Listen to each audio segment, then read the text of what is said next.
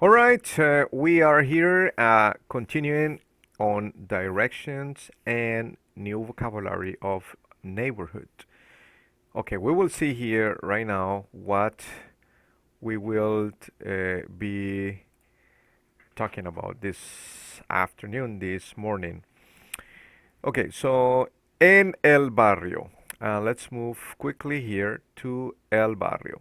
Uh, okay, so el barrio means the neighborhood. So when we are in the neighborhood, okay, we have things that make the neighborhood. Well, the most important thing are las casas, right? Which are the houses, right? But we have also the streets and the avenues as well. So when we talk about the streets, we are referring to las calles. Calles. Calles versus avenidas. Avenidas. So, so when we are talking about direction or directions, so we know that we will be talking about two things, the calles and the avenues. So calles and avenues. So calles en español, avenidas en inglés. So avenidas en español as well. So pretty much this is what we have right now in terms of calles and avenidas. Now, a few words before we move on into the next assignment. All right, what do we have here? Okay, besides houses, besides calles, besides avenidas, we need what else makes a neighborhood? The people. So there is an important word here, el vecino. El vecino. And what is el vecino? El vecino is el, how you call it? Oh, my bad. El vecino is the neighbor. The neighbor. So when we are talking about el vecino or la vecina, in this case, la vecina is the female neighbor. El vecino, male neighbor. La vecina, the female neighbor. Now, other things besides streets, besides houses, besides people, are a few elements here. How you call where people walks next to the street? This is called acera. Acera is like a sidewalk, but in Spanish is la acera. And here, this section over here, el césped, is the grass, but the grass that is right in front of your house. So we don't have the word here, but we got here what? The garaje. Garaje. We have already talked about that. We got ventanas, puertas, techo, all those we have already studied. Now, as we were talking about the directions, remember that the main or the most important ones are the este, right? Oeste, norte, and sur. These are the most important cardinal points. Este, oeste, norte, sur. It's weird that they didn't put it kind of a straight up one from the other one. But between those, so we got the combinations, like in English we got northwest, southwest. In Spanish the same. So if it's a combination of este and norte, would be noreste. But just the opposite, noroeste. Look at the difference, just this one letter word, one O. Noreste versus noroeste, the one that is in between. Same here, between south and east. So right there we got sureste, and between south and west we got suroeste, sureste, suroeste. Repeat, sureste, suroeste. Okay, and then we have the cat, el gato. All right, so which uh, just an extra word right there for the information. So, okay, we mentioned already about the acera, and we got so la acera where this lady is walking with the stroller.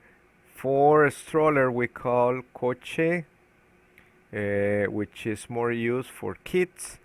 But some countries like Mexico and Spain sometimes they call coche un carro, right? But carros, for the most part, we call it carros. Carros, which is cars. Coche, we usually refer to little babies' carts. Now, alto. There are two main formats to call alto. Some countries in Latin America they use alto, but other countries in Latin America use the word pare, pare, and they call it el pare, making reference to the sign, o el alto. And and yeah, for example, Panama, they call it alto, while Colombia, they call it pare. And pare is stop, alto is stop. Alto also means tall, but in this case, we are using it in that sense. Now, those are the elements of a neighborhood. Uh, Besides the other words that we have studied before, like esquina, cuadra. Esquina, corner, cuadra, bloque. Now, look how popular now in our country hometowns are becoming now. But this is not the case in South America. In South America, hometowns have been always uh, the standard of housing. The fact that houses are not are together next to each other. That's very common in Latin America and very strange that houses may be separated. Only the most expensive and rich houses are the ones that are distant from each other. Here in the States, it is more common, but now when we are growing up in population, we see more common townhouse after townhouse. So this is another info. Now let's continue talking about um, directions. So quickly, based on what you hear, well, this is not directions. This is just a little bit of a review of words and vocabulary. Tell me and write down in a Google document what is the letter that the sentence that I'm saying is referring to. Okay, number one. No olvides hacer el alto. No olvides hacer el alto. No olvides, don't forget. Okay, second. La silla está en el césped. La silla está en el césped. Number three. Yo voy a botar la basura a la calle. Yo voy a botar la basura a la calle. Number four. La familia está en la puerta. La familia está en la puerta. Number five. Voy caminando por la acera. Voy caminando por la acera. And of course, last but not least, hay un policía acostado en el barrio. Hay un policía acostado en el barrio. What is policía? And what is acostado? Acostarse, remember? Okay, well, I'm sure I'm gonna make a pause here during class time to explain more a little bit on the policía acostado. But now, for this exercise, we are gonna go to Miami. And this is the city of Miami. And as you can tell here, this is the city of Miami, the very south of Florida, which is about 3.5 hours from the very southern point of the United States, which is Key West, which is another wonderful place. And the weather in Key West is also spectacular. So here in Miami, when you fly to Miami, you land in Miami International Airport. Let's pretend that you traveled and you went on a trip to Miami and you stay right here at the Miami International, what do you call it? At the Miami Airport Marriott. Miami Airport Marriott. Let's say you stayed at this hotel and then you really wanted to visit Miami, Florida. So, I'm sorry, Miami Beach, which is very famous and a very attractive place for tourists and visitors. So, you are gonna go to Google Maps and you're gonna write down the directions how to get from Miami Airport Marriott from the hotel to here South Beach in Miami uh, Beach. How to get to South Beach in Miami Beach. And to be more specific, let's talk about South Point. It's called South Point Beach. It's right here. And a few pictures of South Point Beach that you can enjoy and see. This is the South Point Beach in Miami Beach. It's a beautiful, beautiful place. Okay, so we are gonna write directions from the hotel to South Point. Other attractions here in South Point is this place here, very walking distance.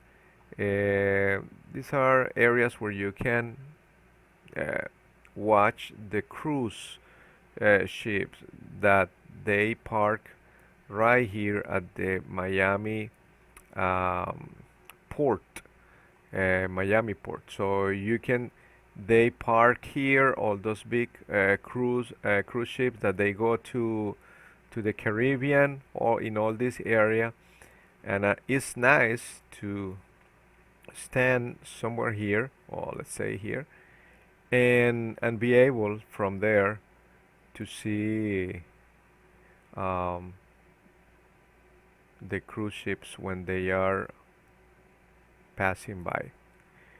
Here it is. So this is the very south point, as you see right there.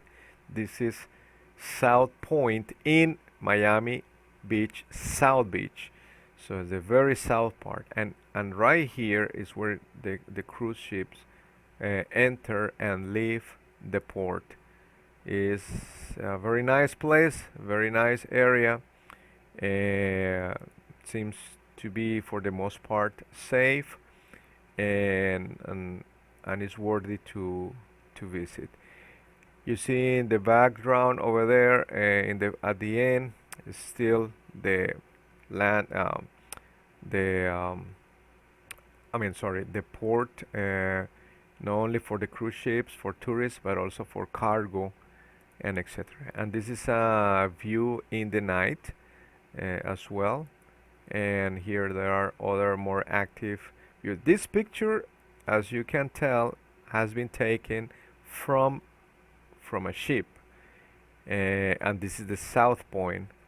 And here is another cruise ship just leaving this area. It's a beautiful place, really worthy of visit.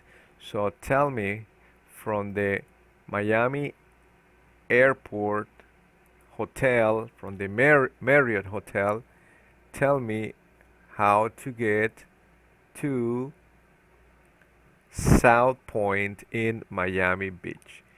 And that's number one. And the other direction that I want you to give me is from the same hotel right here. How do we go to the Miami Zoo? To the zoo in Miami, which is as well a very nice place in Miami. Let's see if I can get this to 100%. Okay, yes, we are here. 100% Miami Airport Marriott, and I'm gonna type here the zoo. Miami. It's a little far from the airport, but it's also a beautiful place to visit. There are 11,000 plus pictures of the zoo in Miami. It's really, there are too many to show, to see, but it's really beautiful. You see the tiger over there, and every time we go, we try to go to Miami. Oh, this is gross.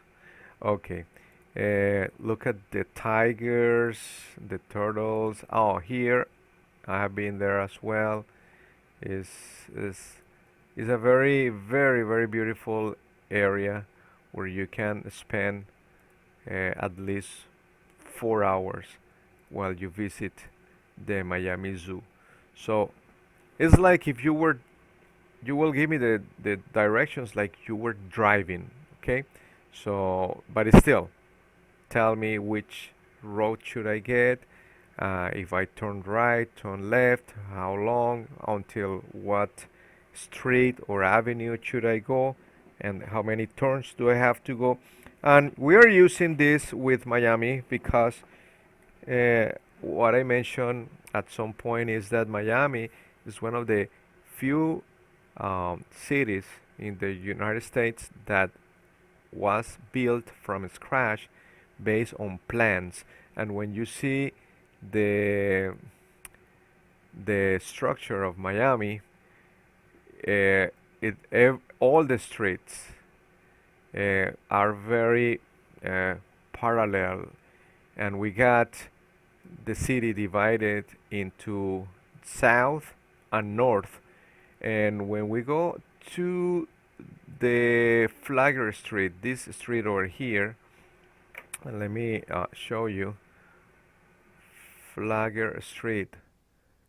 This is okay, sorry. Okay, this is Flagler Street right there. This is the street that divides. It's also called Calle Zero or Calle Zero, because from here down is the south. I'm sorry, south, and from here up is the north. And so we got the southwest, southeast, northwest, northeast. So Miami is a very, very well organized city. And zooming in a little bit, I can see, can show you that when we are here in Calle Cero of Miami, let's see here, you can tell that this is Second Street northwest, and you hit Second Street southwest. And from here, from this street all the way to north, we will go all the way, all the way, all the way, all the way. This is gonna be north, northwest, and southwest. So areas like Kendall in the southwest, that's where I used to live, and these areas north, like Hollywood, is a small uh, addition from the Miami metropolitan area. It has beautiful beaches, as you can tell as well, Hollywood, Florida. And we got not too far Fort Lauderdale, which also has beautiful beaches as well, Fort Lauderdale. So Florida is really a beautiful place, but like any other big city in the United States nowadays, you have to be careful when you go, what places do you go, and how late at night you may stay, because there are social issues as well there that can get you in trouble. So depending where you go and how late in the night you stay. So those are things that you have to be careful. Okay, I'm gonna stop here and give me those directions. See how it goes.